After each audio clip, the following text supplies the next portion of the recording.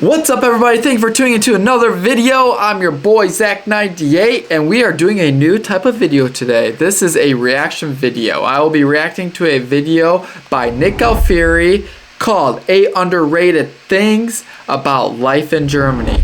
And I think I can participate in this video and put my 2 cents because I've been here for almost 3 years and so I've learned quite a few things. So let's get into the video. Okay, everyone knows about the things Germany is famous for being good at. Germany has great beer. Germany has great cars. Germany is really good at soccer, or they used to be. Hey, we can't say anything about soccer. I mean, Germany is good at soccer. And yeah, the US, I mean, they're getting there. They're young. Let's hope for the next World Cup will do good. Let's hope. Things about life in Germany that I think are underappreciated or underrated. So without further ado, let's get into it. The absolute vastness and rich history that is just commonplace in day-to-day life here in Germany.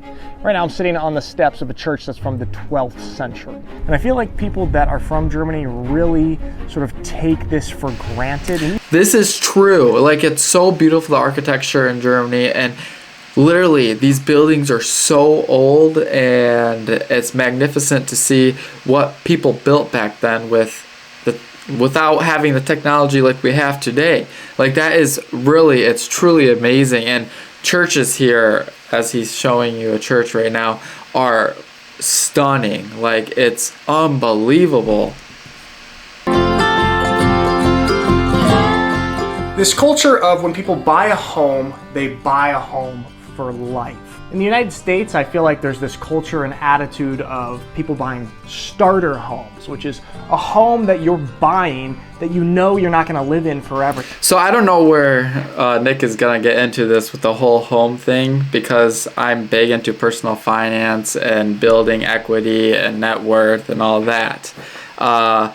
And so we actually might have different perspectives on this one. I'm really interested to see where he's going with this, because yeah, the whole housing market in Germany is quite crazy, to be honest.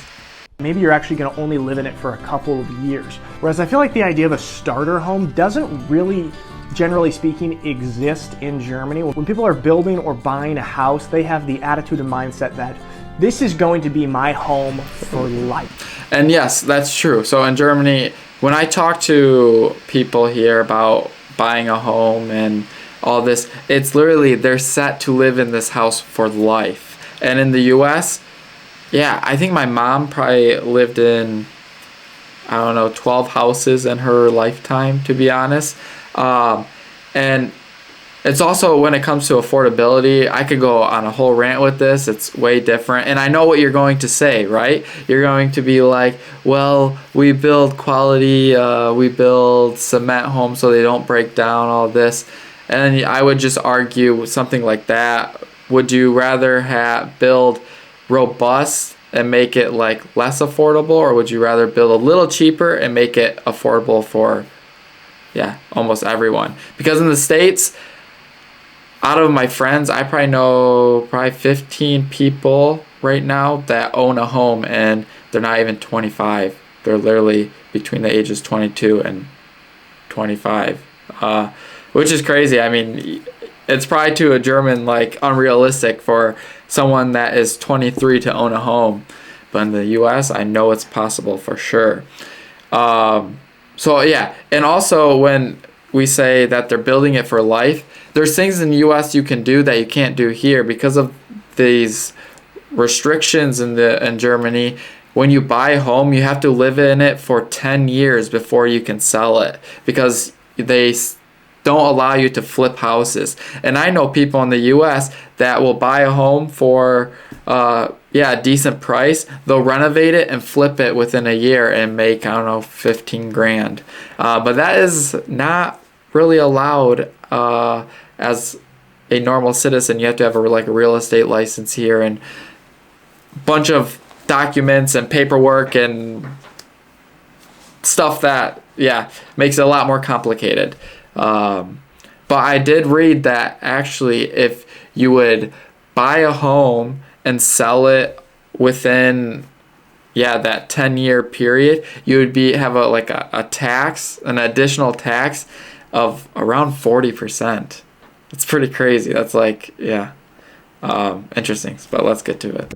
And I feel like the American mentality when it comes to home ownership is very stressful, and it kind of is a nice metaphor for American culture as a whole. It's always about, okay, leveling up, okay, what's next, leveling up, which I think is a very American mentality in a lot of aspects of life. So I feel like this mentality of this house being a home for life gives a person a sense of peace and security, whereas the American mentality when it comes to homes often is sort of a stressful one and one of anxiety and always leveling up and not settling and finding peace. So I mean, I agree with what Nick is saying. It's stressful. I wouldn't say that, but when it comes to the peace thing, I don't think either one is bad. You can have a house for life. I mean, I don't care.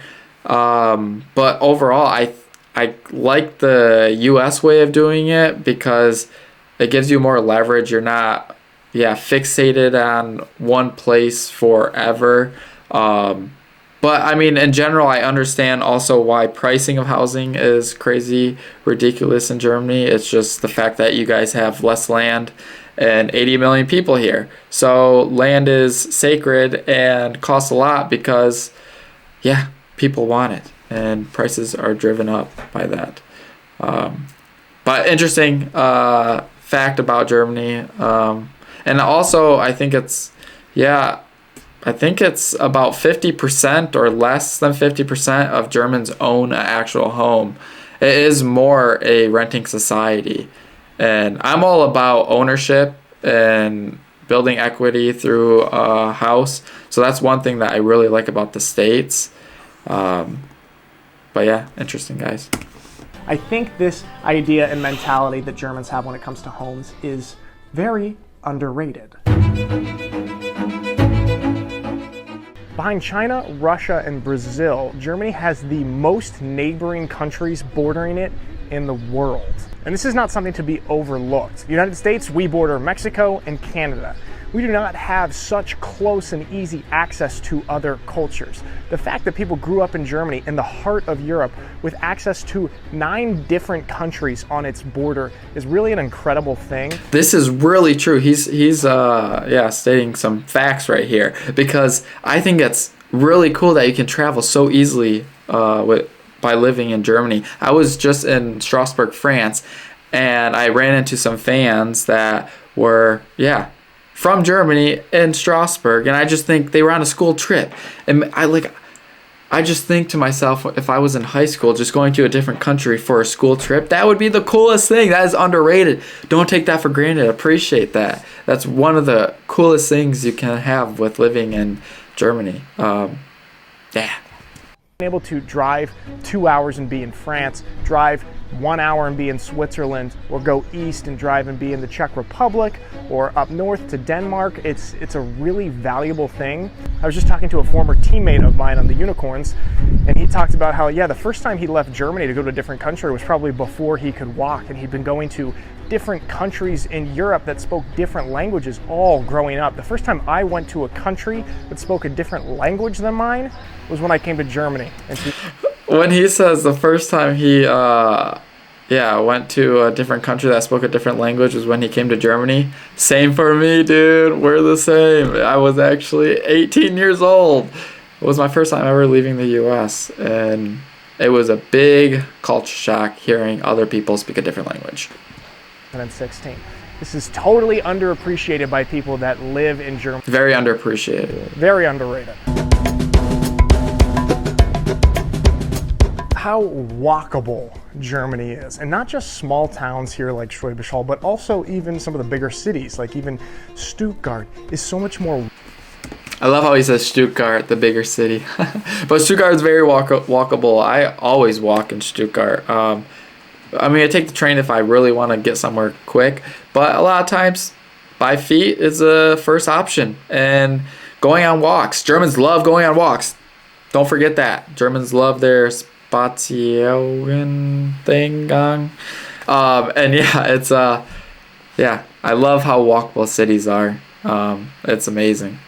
Than cities in the United States. And this is just a natural thing for people that grew up in Germany. Of course, yeah, the city is made for people, human beings, to walk around, not for cars. But I feel like it's a very underrated thing because it's just so normal. So how walkable cities, towns, and villages are is very underrated.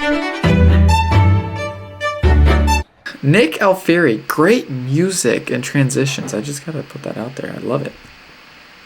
So in Germany, when there is standstill traffic on the Autobahn, all of the cars move off to the sides and create an alleyway in the middle of the road. This is known as a Rettungsgasse, which literally translates to rescue alley. And it's so that emergency vehicles can still get through easily and quickly when there's standstill parking lot style traffic.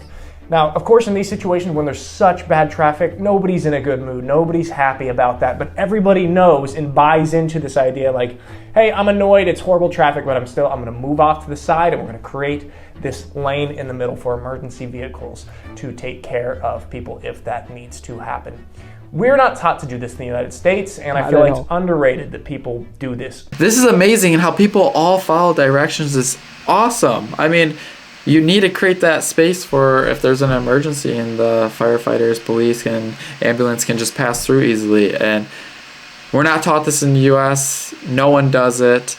And that is truly underrated. And also how you guys only pass when you're on the left side.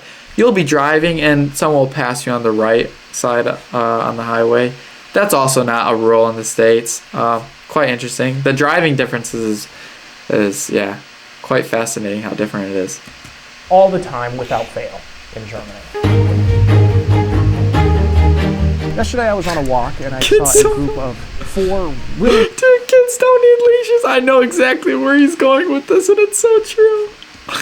Children. They were maybe 3, 4 years old.